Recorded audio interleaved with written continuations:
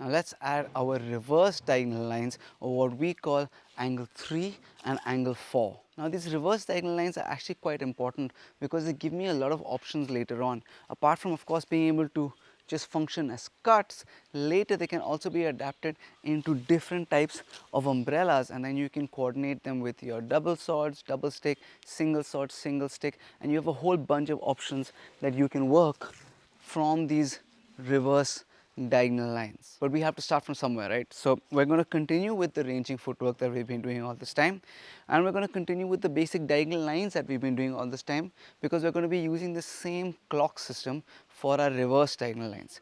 Now when I was doing my diagonal lines, I was going 1 o'clock to 7 o'clock on my right hand is angle 1, 11 o'clock to 5 o'clock on my right hand is angle 2.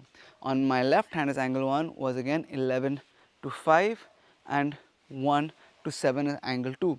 My angle 3 is the reverse of my angle 2, and actually they're quite related and are used often in conjunction with each other. This angle 3, angle 2 line, right? And my angle 1 and my angle 4 are often used together and are related. So my angle 3 is the opposite of my angle 2. So it's 5 to 11, and angle 4 is 7 to 1 on my right hand. On my left hand this will obviously reverse. So we're going to add our ranging footwork into this like we were doing earlier.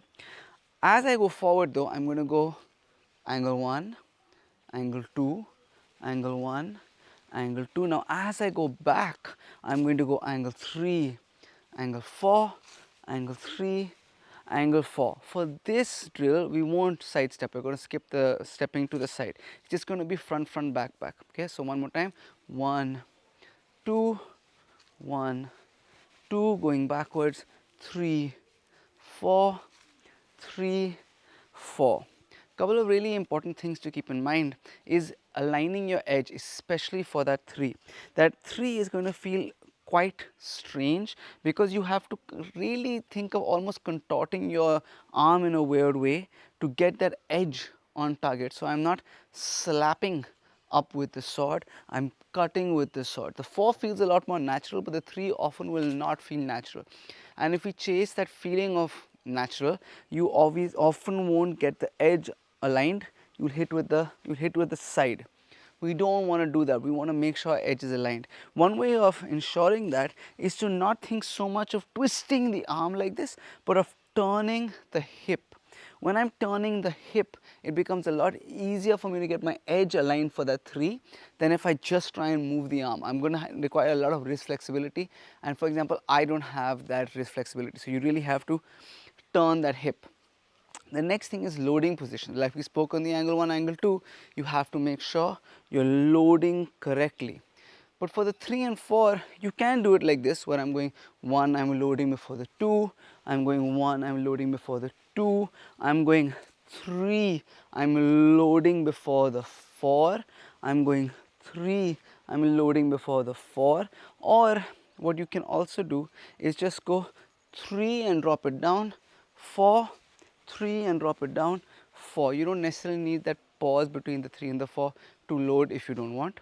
And the last thing to keep in mind is again that coordination.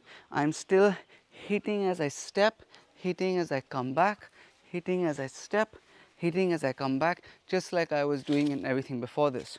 We are also going to be doing a double step for this. So again, double step forward, double step forward, double step backwards, double step backwards, and then back to single step. So you're alternating the single step and the double step, front, front, back, back, making sure you're going right, left, or left, right, whichever you want.